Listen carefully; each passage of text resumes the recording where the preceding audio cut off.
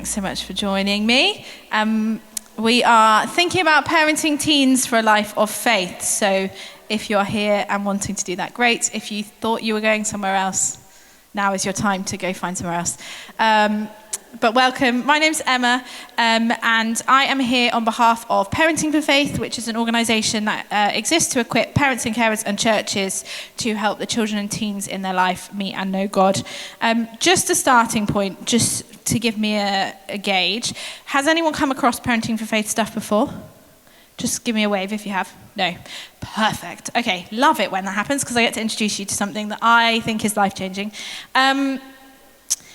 So my name's Emma, as I said, and I'm here kind of, as we all do, wear different hats. I live in Oxford with my husband and my little boy. I am actually currently on maternity leave, but my day job, I run a Christian charity called Love Barton, supporting families and young people on a council estate in Oxford. And then in my other hat, I do some work with Parenting for Faith. So I am a postgraduate researcher in spirituality and faith in children, and particularly around how families can be involved in sharing faith in the home and in that family context. And I came across Parenting for Faith. I was a children's and families pastor for 10 years, and right back at the beginning of my journey, someone took me along to a conference run by a lady called Rachel Turner, who you may or may not have heard of. She's a lovely Canadian lady who lives in England with her husband, and basically was a youth pastor, and God put this stuff on her heart. She was kind of acting it out in her church, learned along the way, and then it kind of gradually grew into a more formal thing. It's now an organisation that runs under BRF, the Bible Reading Fellowship. So if you've heard of Messy Church or Anna Chaplaincy, they are all like the same organisation, umbrella organisation, and Parenting for Faith is now one of those. So it's a concept, but it's also an organisation who I'm here on behalf of today to speak to you. And when I first met the guys from Parenting for Faith, or when I first met Rachel, really, it changed my life. It changed the way I did kids and youth ministry, because I suddenly had this realization that actually, as a church leader, I, one, didn't have that much influence over the children that I was working with, which we're going to figure out why. And two, I was actually robbing parents of an opportunity that God had designed them to have, and amazing experiences, by kind of making them feel like we did all this stuff at church and it was church's role. And actually, when I found out about Parenting for Faith and the whole idea, it just completely flipped everything I was doing upside down. So that's why I do what I do. I love being involved with Parenting for Faith. And today we're going to have a chat about some principles, particularly like the approach that Parenting for Faith takes in that you can apply to teenagers. So I'm going to assume that most people in the room are probably a parent or a carer of a teenager or of a tweenager coming into teenage years. However, I was also one of these people that before I was a mum used to go to these things because I worked in kids ministry, and I would always be sat at the back being the lone not parent in a room. So if that's you, that's also totally legit. Like if you're a youth worker or somebody who's just interested in this, this is for you just as much as it is for parents. But we are going to dial in on the parenting side of things today. We are going to try and I'm going to whiz through some content and try and give you some thoughts, but also we're going to make some space for some thoughts, some time to chat, some time to think for yourself. Because I don't know about you, but from the moment your children are born, I feel like we become experts at talking about our children. Maybe less so as a teenager, I don't know, but definitely for me in new mum life. My little boy's 6 months old, and literally within 3 days of having him, people are texting me being like, can I send you a picture of my child's poo because I'm not sure whether it's right or wrong, and is your baby sleeping, and what are you doing, how are you doing this? Even now I feel like everyone's obsessed with weaning at the moment. I can't go anywhere without someone asking me about my kid, and it's lovely. I love him to pieces. I could talk about him for ages, but One thing I think we're not very good at is talking about the faith lives of our kids. We're not very good at asking people, hey, how's your child doing with Jesus?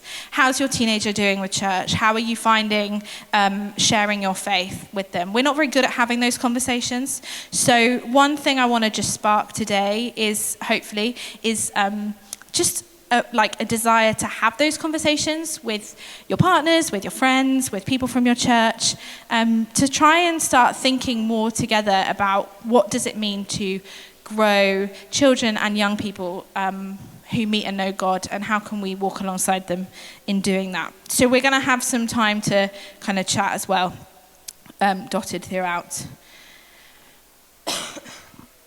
Right. Oh, okay, that slide's different, but that's fine. Right, as parents and carers, we have hopes and dreams for our children. They start like way before they're born often. We want them to grow up to be healthy adults, to have supportive relationships with those around them, to use their gifts and their talents to make a difference in the world, to love and be loved, and to enjoy the life that they live. And amongst this, as Christians, I think we often have even more like hopes and dreams that are spiritual for our kids. We long to see them meet and know God, to live in relationship with him, to experience his love, his power, to know that their purpose in life, and to feel his presence, to walk with them in a relationship with God. And we know that helping our teenagers find their own path with God is going to be life-changing, right? We know it's going to make a difference to them now and in the future. But gonna level, the teenage years are messy, right? Like they're hard, they're tricky. Right now, teenagers are dealing with media and school and the pressure of exams and the changes in their bodies and relationships they're having and things and how things are changing and how they're feeling and all the stuff that is going on, the pressure and the world around them. And in amongst all of this, they are desperately trying to work out who they are and who they want to be. Like that's what the teenage years are all about, okay? The teenage phase, as they move from childhood to adulthood, developmentally is an experimental phase. It's a phase where they're like figuring out how life works, they're figuring out what works for them, how they want to be, how they want to live, and they're like constantly taking in ideas from the world around them, trying them, loving them, discarding them, often all within the space of like 24 hours, and they are really good at picking things up, criticizing it, questioning it, pushing back, all of those things that we see in teenage life. And I think we see this in everything, right? From sports to politics to music, like whatever they're interested in. The teen years are a year of experimenting. They're years of figuring out what things look like. And so when we think about parenting teenagers in a way that helps them to meet and know God, we have to expect that the same is going to be true of their spiritual journey. It's a vital part of teenage life. They need it. They're teenagers. They need these teenage years. They need that time. It's how their brain changes. It's how their brain grows. It's how they learn to be functioning adults. And the hope is that they come out the other side of it equipped to live a full life in the world. Okay, so when we're thinking about what does it look like for us as parents and carers to come alongside our teens, we have to remember and accept right from the beginning that it is a phase of experimenting. It's a phase of questioning. It's a phase where they will try different things. They will see what they like. They will see what they don't, what fits and what doesn't. And I guess all that to say that parenting teens for a life of faith is a journey.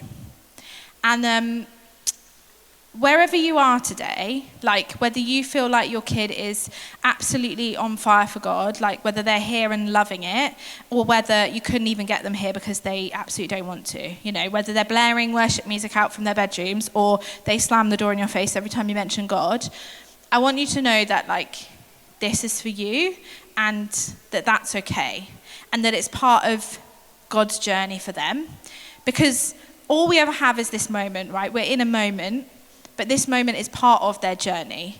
And we can get so caught up in where we want them to end and where we want them to be that the present stuff feels really stressful. But actually, I want to encourage us to lean into where we are today, where you are with your family, and just ask God really where he wants to take you. So I'm just going to pray before I kick off with some more content, that God would speak to us. So yeah, God, I just thank you for these guys. I thank you for the families and the teens that they represent. And I just pray that as I speak, as we consider some of this stuff together, that you would be putting things on our hearts and minds that are relevant for our families, for the teenagers in our life. And I pray that you'd help us to find ways to walk alongside and coach our kids in this complicated phase that is teenagehood.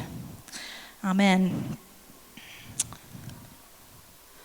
Okay, so we're going to start with a concept. We are sometimes, this might not be the case for everyone, but often we are so desperate to see our kids know God in their lives that we try to encourage them to do all this stuff. Okay, we try to encourage them to read the Bible. We might encourage them to worship, to pray, to come to church. We often draw them into these kind of corporate experiences of faith at church or in youth group. And then at home, often with kids as we're growing up, we do faith in a corporate way. We might pray together at bedtime. We might read the Bible before they go to sleep. You might chat about the church service over lunch, whatever. It's all quite corporate. But the teenage years are years in particular where in all areas of life, really, we're equipping our teens to have more independence. We want to give them life and experiences that help them become the people that they want to be or that God's made them to be. And some of that happens in the corporate setting, but some of that is individual.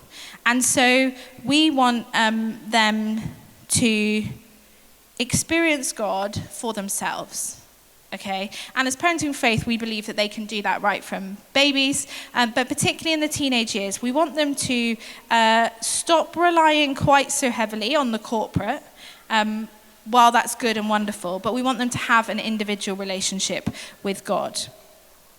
But as we mentioned, as teenagers, they are likely to start questioning, because they want the knowledge. Questioning the knowledge is something that is just natural for them at this age. So that will look different for different people. It might look like pushing back against us. It might look like questions. It might look like disengaging. It might look like performing, so kind of conforming and performing on the outside, but actually not necessarily feeling it on the inside. And as parents of teens, it can lead us to suddenly question everything we've been doing and be like, what are we doing? Are we doing this right? And I think then there's two approaches to that. Either we become so overwhelmed that we disengage because we just let them do their thing and we don't want to interrupt and we're just kind of overwhelmed. This is too difficult. I'm going to step back. Or we lean even more into the pushing them to do stuff and to come along to stuff and try something new and go to this thing or go to that youth group. And we kind of go one of two ways. But the thing that Parenting for Faith have that we want to share is hopefully freeing, is that we're not trying to grow God-smart children, okay? So God-smart children and teenagers are children and teens who know what it's like to be a Christian. They know where to find the answers. They know their Bible knowledge. They know what to say and what not to say, how to stand, all this sort of stuff. God-connected children or teenagers are teens who are living in a two-way relationship with God, where he's making a difference in their life, where they're chatting to him about their day, where they're leaning on him during exams, where they're feeling encouraged by worship, whatever that looks like. Do you see the difference? Head knowledge versus heart knowledge, I guess. And in a way, we're not saying that the head knowledge is bad, but we're just saying that we want to see kids and teenagers be God-connected as well as God-smart. And the teenage years are a really good time to push into that. So to push into, this isn't just knowledge that you're going to question and ask about because that is part of it, but actually this is a time for you to really build a relationship with Jesus. And it can feel like, how do we do that? Because that's what we want, right? Like, I can see some nods around the room. Like, we want our teens to know that they're loved by God, to live in relationship with him. We want them to experience that, but we don't always know how to go about doing it. So Parenting for Faith as an organisation, the principle is based upon the blueprint that we feel like God gave us in the Bible. So in Deuteronomy chapter 6, the beginning of this is quite familiar, but the second bit doesn't get talked about quite so much. So it says, love the Lord your God with all your heart, with all your soul, and with all your strength. These commandments that I give you today are to be on your hearts. Impress them on your children. Talk about them when you sit at home and when you walk along the road, when you lie down and when you get up. Tie them as symbols on your hands and bind them on your foreheads. Write them on the door frames of your houses and on your gates. The outline that God gives us for helping children and young people meet and know God is in the boring, everyday bits of life. And who is there in the boring, everyday bits of life? You. Parents and carers. Not the church, not the youth worker, but you. And so if we look at it again, when you're watching TV with them, when you're driving to football, when you're waiting in the car for your other kid who's doing an activity, in those everyday, ordinary, boring bits of life, these are the moments where God designed us to do discipleship. Now, if your teenagers went to church every week, which they probably don't, and youth group, we're going to assume they're like roughly the same sort of length of time, that would be 150 hours a year, okay? If they had like perfect attendance, which they literally, like no one ever does. But you, as a parent or carer of a teenager, have about 2,000 hours a year with your teenagers. Now, I hear you, you might be saying, where are those times I never see my teenager anymore? And I hear that because it's true, but you know where it is? It's in those little moments. It's in those moments as they're like running out the door on the way to school or like waiting up late for them to get in from wherever they've been. It's in those small everyday moments. And that's why at Parenting for Faith, we believe that parents are positioned by God to be the primary disciplers of their children, parents and carers, and whoever it is that's looking after kids and teens in their daily life. And it's easy as a parent, in the teenage years in particular, this is something I really felt like God wanted to say to you actually when I was praying. It's easy to feel like your influence is less as they get into teens, and that like social media and friends and peers and all of that becomes more important, and your voice is suddenly not as important anymore. And it can be really easy to see like, oh yeah, well when they're like 6 and 7, of course as a parent I have loads of control and influence over them, but now that they're 13, 14, 15, I'm like losing that influence. And I just felt like God really wanted to say that like that's not true. And actually the research backs that up. When you ask teens and like all the research they've done into how teens are being developed spiritually, it all says that parents and carers are still like hugely, hugely significant. Like you're still some of the most influential people in your child's life, even if you don't feel like you see them very much. And so in the same way that you parent your children differently now they're teenagers, like in the way that you feed them and in the way that you get them ready in the morning, right? You're not getting your 16-year-old ready in the same way you were getting your 2-year-old ready. It's changed. The spiritual parenting changes with teens, but it's still just as important. It just looks a bit different. But actually, what the teenagers offers us is amazing, because what it offers is a chance for you to walk alongside them, to coach them in this phase where they're figuring out who they want to be, and actually say, hey, what does God have to say about that? Like, what does the Bible say about that? Where does church fit into who you want to be? And we get to have that conversation with our teens. And at Parenting for Faith, we take a tools approach, okay? So we believe that every family is different, every child is unique, and we can't tell you how to parent your children or your teenagers for faith. It's just not going to work. But you know them. You know them better than anyone else does.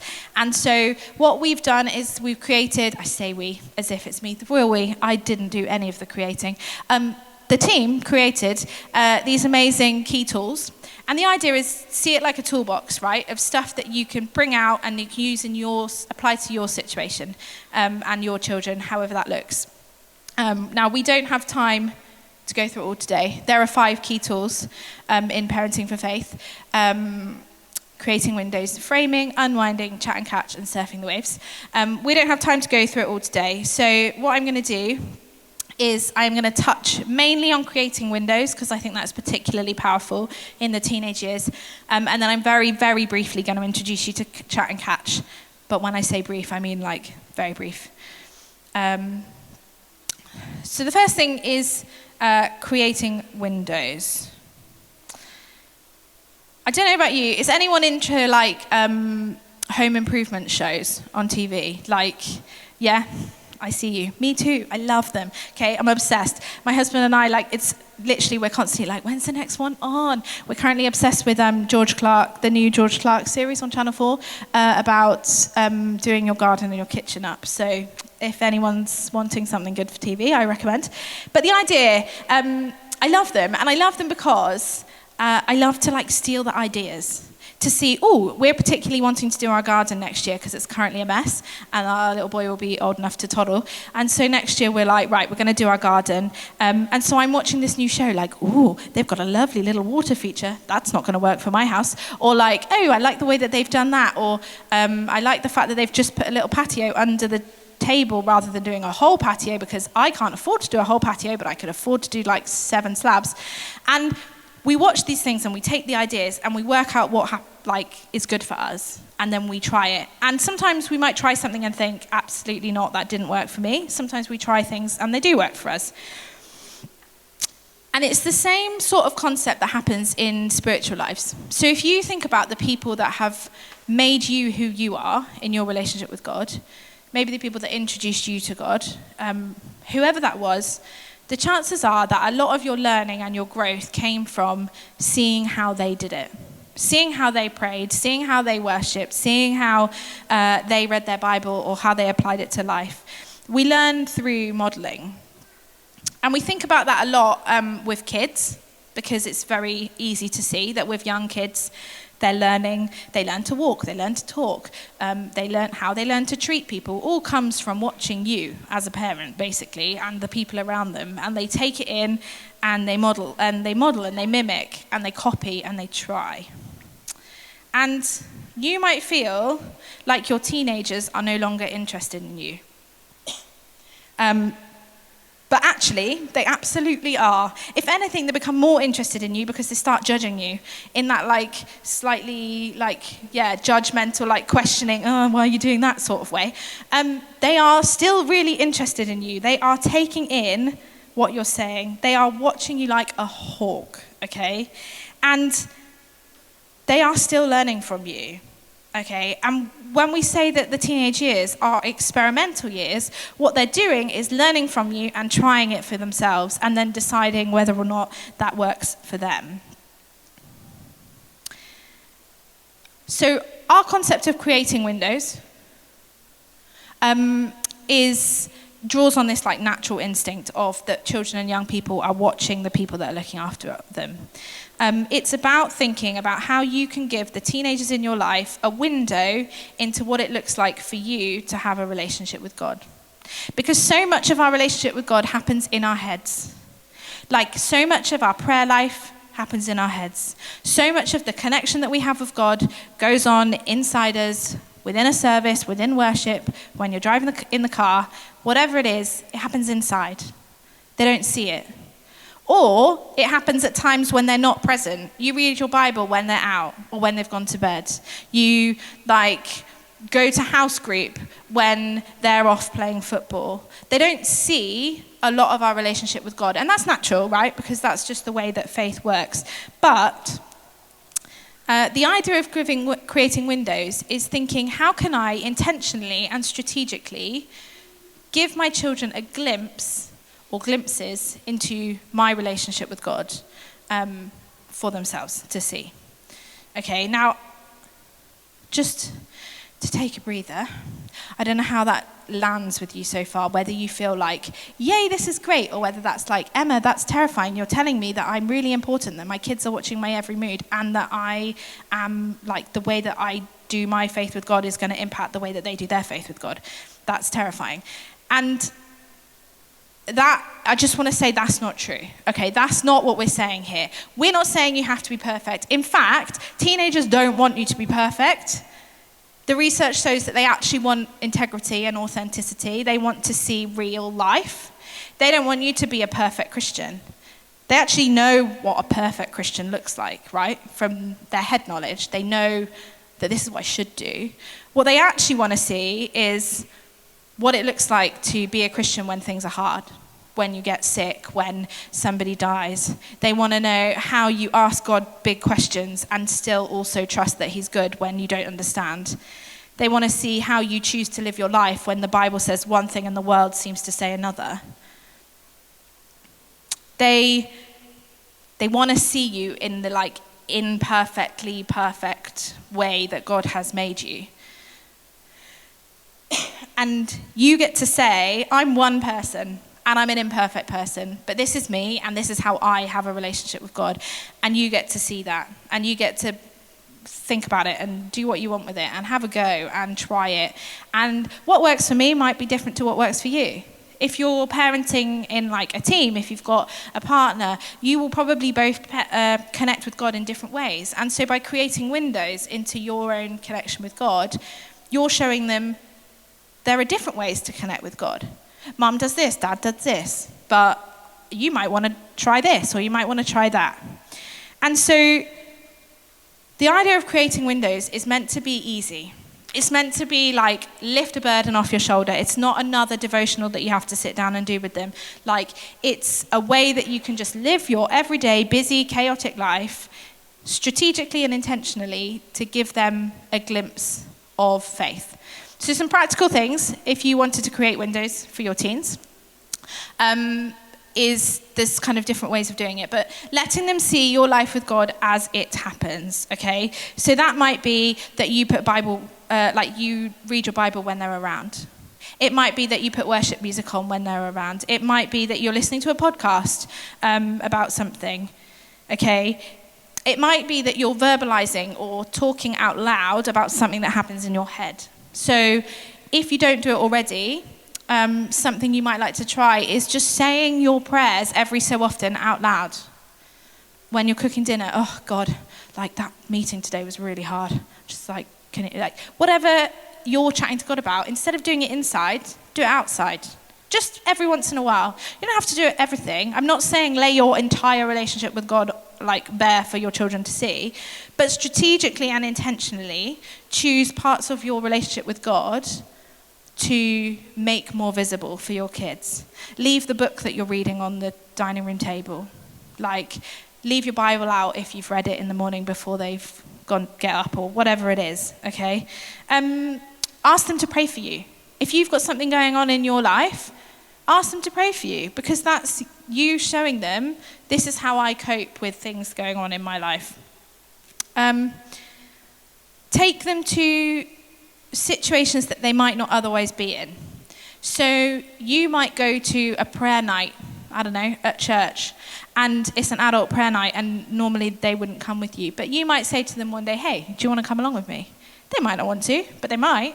They might want to come and see. And then they get to see a window into like, oh, this is something different. Like maybe you have a house group that meets, and actually rather than expecting them to like be off, you just say to them, oh no, you can come down if you ever want to. Because it like demystifies it and it makes it more part of their everyday life. Okay, so that's like the things that you are already doing. As you're doing them, how can you involve your teenagers in them?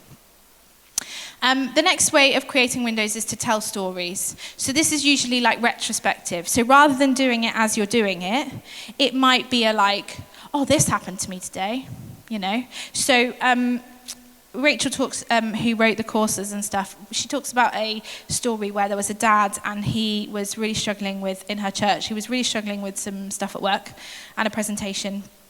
And he was really, really stressed, being a bit snappy. Everyone can tell that he was having a difficult time. And so he just said to his kids, like his teenagers, like, oh, okay, this work presentation, I'm sorry I'm being snappy. It's really getting to me. When this happens, I've actually got a playlist that I've put together. So I'm just going to go have some time in like the gym and listen to the playlist while I do it. And then I'll come back later, like while you're doing your thing, whatever. Didn't think anything of it.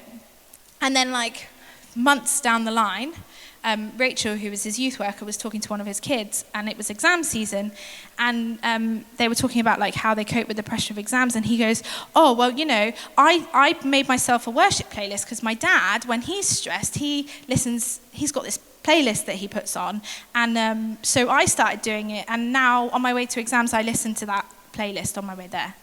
And like, it's one of those things, just by telling a story of like, this is what I did, or this is what I'm doing, you might not see the result right then, but it opens up an opportunity for your teenager to explore it. And finally, use others. So although your stories and your windows are hugely important for your kids, lean into the community, lean into others around. I know somebody who she's got they lead a church, and she's got teenagers, and she started inviting the young adults. She basically said to the young adults group at church, hey, why don't you have your summer party barbecue at our house? So she started inviting groups of like young adults over, and found that her kids started then building relationships with them, and they were seeing how they like pray and worship, how they are chatting with God. She started to kind of create an opportunity for the teens to see a window into other people's lives. Invite friends round who you know God is doing something in their life. Invite them round for lunch and then ask them about it at the dining table when everyone's sat there. Like, oh, how's that thing going on? Because your teens are taking it in, and then they're getting a chance to hear stories of what it looks like to connect with God and to be moved by him. My final one with using things, is the car. The car is your superpower as a teen parent, because your child cannot go anywhere, okay? They are stuck with you, and they are watching you, even if they've got their headphones in. So use the car. Use the car to chat to somebody about what's going on. Use the car to share stories. Even if you're not actually talking directly to them, talk to each other about them, and then they're listening. I actually reached out to the other speakers for Parenting for Faith and asked for some examples of this, because some of them have got teenagers. And one of them was like, I'm not advocating lying, but they had a kid that was like really, really like far from God, didn't want to know anything. So if you said anything about God, they were like, absolutely not, don't talk to me. So they started saying, we're going to have a private conversation right now, so can you put your headphones in? And they'd put their headphones in, but obviously they're a teenager, so they didn't put their headphones in, or they put their headphones in and weren't actually listening. And so then the parents are having this private conversation all about stuff that they want their kids to hear and overhear, if that makes sense. So the car, that's my like little top tip. I feel like it's an underrated tool when it comes to teens. Basically, use your everyday life and your relationship with God as a springboard for conversation, as a chance for your kids to see different ways of connecting with God, and then help them to try those things. Now, with teens, we often say, you might want to use the why not phrase, rather than like, do this. Oh, why don't you try that? Have you ever tried that? Oh, if someone comes home and they say, oh, I've had a really rubbish day. Oh, why not tell God about it? And then move on. You're not making them do it there and then, but you're just planting that seed, like, why don't you try this? Or, oh, like, so-and-so around the corner, he had a really difficult time with his exams. Like, I think his mum told me that he did this. Why don't you talk to him about it? Like, you're making it normal, everyday part of your life. We're going to watch a quick video just to summarize the creating windows. And this is just some little clips of parents of teenagers sharing what they do. So remember, this is like, you do you, whatever works for your family. This isn't me saying this is what you should do, but hopefully it just gives you some ideas.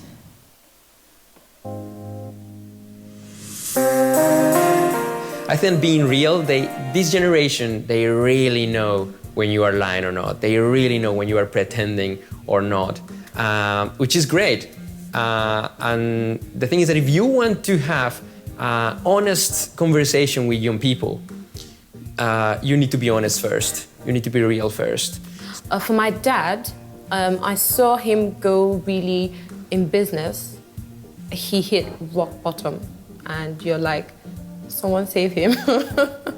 And I watched him wake up every morning, not have anywhere to go, sitting at home, but just open his Bible. He gets ready for the day and he just sits studying the Bible. And I think it took 6 months, he went from nothing to owning a business and doing amazingly well. And you can tell it's times he spent praying, talking to God, and just, of course, getting ideas and doing them. Yeah, so I know, for example, my friend, she has Lectio on in the background. She listens to podcasts or worship music while she's like just doing normal household things, maybe in the car or cooking or cleaning. And that just is like creating a window into how she is accessing things of faith in a way that's quite normal and everyday. They're watching you. They're watching all that you do, the way you pray, the way you worship, the way you handle situations. You know, they're watching you. It doesn't have to be just a particular event or thing that you do. It's everything about you. They're watching you. And they tend to pick things up and replicate what they see. 6 months ago, I was diagnosed with breast cancer, which is obviously a big journey to go on.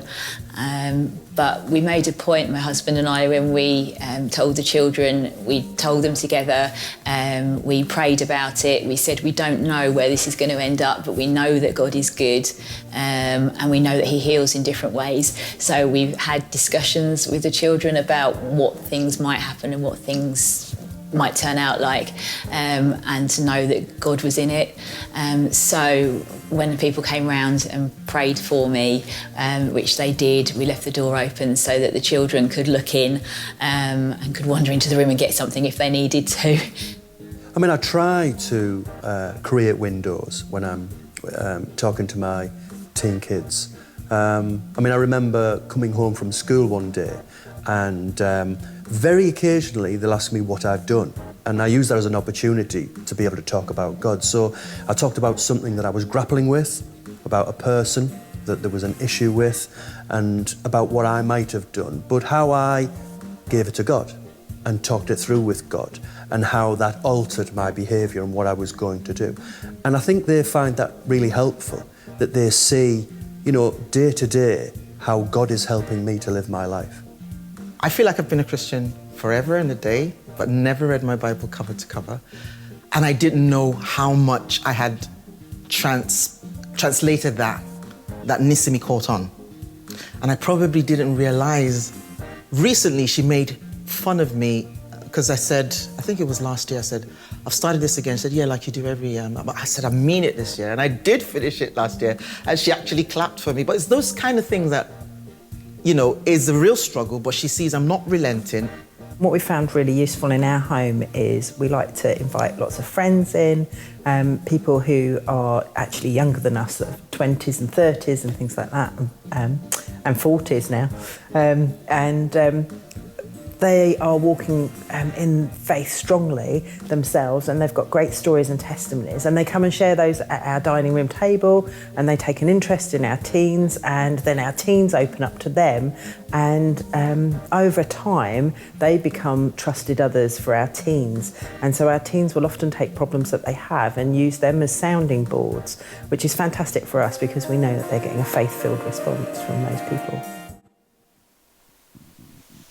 Okay, that's creating windows. Okay, we're going to go off piste. I was going to talk to you about chant catch, but I actually don't feel like that's what I should do right now. So we're not going to do that. Well, we might if we have time. But what I actually want to do is lean into this a bit more, and let's do some thinking about what this really looks like for us. So I'm going to give us a good 5 minutes, 5-10 minutes or so to, you can think if you want to think on your own, that's totally fine. But I encourage you, if you can, to find somebody or people around you and chat.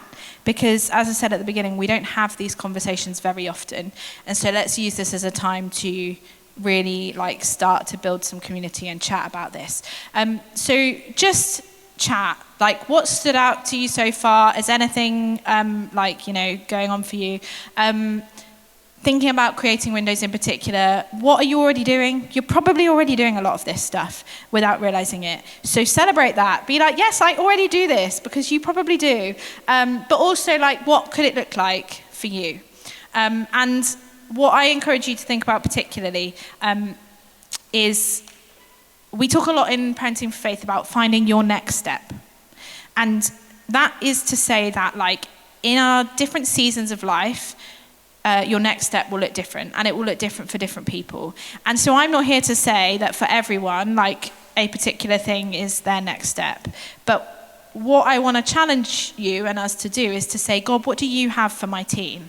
What are they struggling with right now? What are they in need of? Where can I see that they would benefit from something more of you? And it might be that you feel like, actually, you know, my kid's really struggling with church right now and, like, doesn't want to come to church. And so I need to think about, how can we model and frame, how can we create windows into what does church do? Why do I go? Why does someone else go? What are the different reasons that we go to church? What does the Bible say about church? Like, you could come at it from all different angles, but if that was for you, like, this is a sticking point that I feel like my kid needs some input into. And they don't have to know that you're doing it, but you're consciously, subconsciously thinking, like, this is something I'm praying about, this is something I'm kind of trying to weave into life. You don't have to do everything at once. It's about finding what your teenager needs in this season. And, like, how can you go about maybe starting the conversations or doing some modeling, some framing for them. So just, in your conversations, be mindful of that. I'm not saying you have to create a window into every aspect of your family, like your relationship with God, but is there anything right now that you feel like is stirring in you that God wants to do in your teenager's life, and how could you use this tool to do that? So I'm actually going to give us like 10 minutes to like properly start having some of those thoughts and conversations. I hope that's okay. Go for it.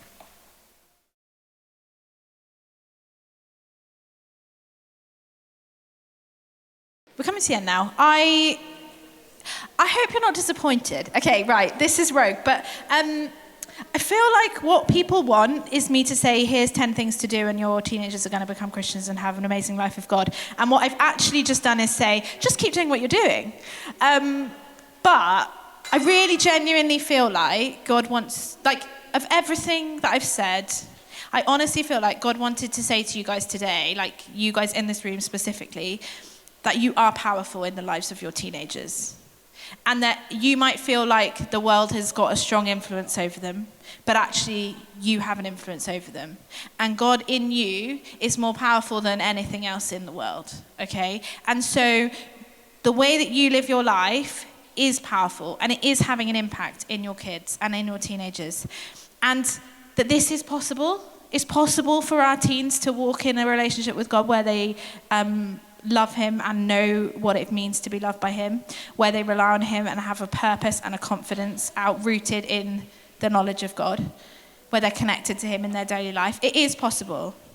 And I also just want to, I guess, say that, just a reminder that like that looks different for all of us. So you may not see that in your child until they're 14, 50, 16, 18, 24, 32, 57, like who knows? Right? God has a different plan for all of the kids and young people in our lives. And no matter what they're showing you right now, no matter what it looks like right now, what you're doing right now is powerful, both now and in the future, for making a difference and growing and nurturing teens that know what it looks like to meet and know God and to live with him in their everyday life. If you want more practical stuff, okay, there is more practical stuff out there. So creating windows is one of our 5 key tools, okay? As we said, there are 5 others. If I whiz back, here we go. Framing is similar. It's about pointing out things in the world and helping them understand where God fits into that. Unwinding is particularly interesting with teenagers because that's about how do we unwind when our teens or young people have a misunderstanding of God, where they've got a thought or a belief in their head that actually isn't quite what the Bible says, and how do we go about figuring that out? How do we deal with things when our experience of God doesn't match up to what we read about? That's all kind of unwinding. Chat and Catch, which I was going to talk to you a little bit about, is our model of prayer. So it's how we encourage parents to nurture their kids in a prayer life that is two-way, in a prayer life that is independent of you, so not reliant on you, so that they can do it themselves, and that is not reliant on resources. It's not reliant on crafts and art and stuff, although that can be part of it. It's not like they can do this anywhere at any time. And Surfing the Waves is all about journeying with our kids in the ups and downs of life and figuring out where they're at in that moment, what's going on, what's God doing, and how do we come alongside them in that. And know that just like when you're surfing, that wave might last 5 minutes, that wave might last 7 years. Like that thing that they're going through with God could be a moment and it's gone, or it could be something that is really significant for them going forward. If you want to find out more about it, the best thing to do is to either read this book, if you are interested, Parenting Teens for a Life of Faith, by Rachel Turner, which is basically based on all of these key tools, but particularly applied to teenage life. Or do the Parenting for Teens course. It's I want to say 6 weeks. I get confused because there's so many different courses. I think it's a 6-week course. It's a video course. It's half-an-hour videos. That clip that we watched came from the first session of the Teens course. So it's a mixture of her teaching and different people's opinions and time to chat. It basically covers the book, but in video format. So if that's more your thing, and you can do it as a group. So you could do it with friends, you could do it with a small group, you could do it as a church. It's free. You can download it online. BRF Parenting for Faith needs support to keep going, but they give everything that they give pretty much everything that they do away for free, because they want people to be able to access it. So you can literally just sign up for an account for free, and you can download the videos and the course material, and you can do it yourself. There is, however, an opportunity to do it online. So sometimes people find that when the opportunity is there all the time, they don't actually do it because they never get around to it. So we run each of the courses that Parenting for Faith have once a year, and we do it online on Zoom. And so you can come as a group. You can either sign up as an individual, or you can sign up as a church or a group. And if you sign up as a church or a group, you get one link, as it were. You send the Zoom link to all of the people in that group, and then you get to, everyone logs on. There'll be hundreds of people from across the country doing it. You do the course, and then you go into your little breakout room to chat. So that's a way of doing it if you feel like you need some boundary around it. I think it's happening on Friday nights, and I want to say it's September, October time. It's in autumn. If you go onto the parentingforfaith.org website, you could find out all the details about that. I highly recommend it. It's new. It was only filmed within the last couple of years, so it's really relevant. It's got loads of different ideas from different people across the country. It's great. Just a quick whistle stop, whiz through, ignore all this. Other places to find info. The Parenting for Faith website, parentingforfaith.org, is your starting point. It's full of articles, it's full of videos on all sorts of different topics. You can search whatever topic you are facing, and there will be something probably about it. It's a little bit of a difficult website to sometimes navigate. So if you can't find what you want, the best thing to do is just email Parenting for Faith, because they have a team of guys that check the email, and they know the website really well, so they can be like, oh, I know there's a podcast on this, or I know there's a web article about that. I mentioned the podcast. There's a podcast. It comes out every week, and it's all about parenting for faith. There is something I've been doing it for 4 or 5 years now, so there's something like 800 episodes. So if you're a podcast listener, that's a great thing to get into. Find it on all your podcast sites.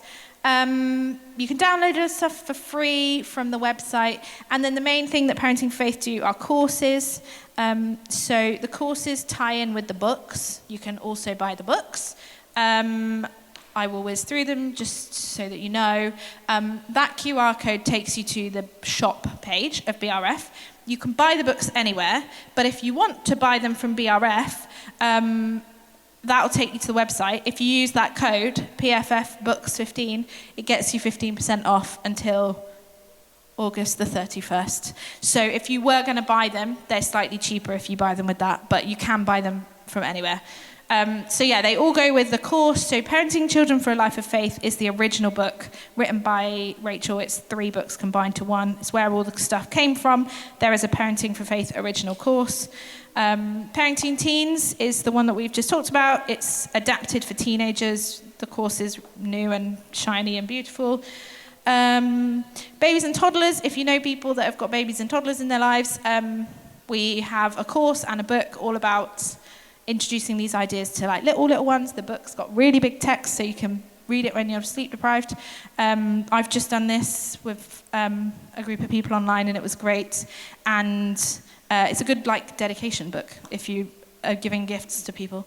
Grandparenting for Faith. It doesn't stop with us. So if you've got parents in your life that are Christians and they want to have an influence over your kids, Grandparenting for Faith is the principles applied to grandparents, and that is a really new course. It literally came out like less than a month ago, and it's amazing. Being God's Child is a book about if the God-connected stuff is new for you as a parent, and you're thinking, that sounds great, but I don't know what that looks like for me. The Being God's Child is all about how do we be God-connected ourselves. Last one, Parenting for Faith, parenting as a church leader. So if anyone is a church leader or in any form of ministry, like leadership role, Parenting as a Church Leader is a course and a book all about that particular environment of how you parent your own kids while being quite visible in a church context and navigating all of that. There's a Parenting as a Church Leader Day coming up online, so I know that's happening, which is great. That one's about, again, that's more aimed at, it takes a church to raise a parent, is more aimed at church leaders.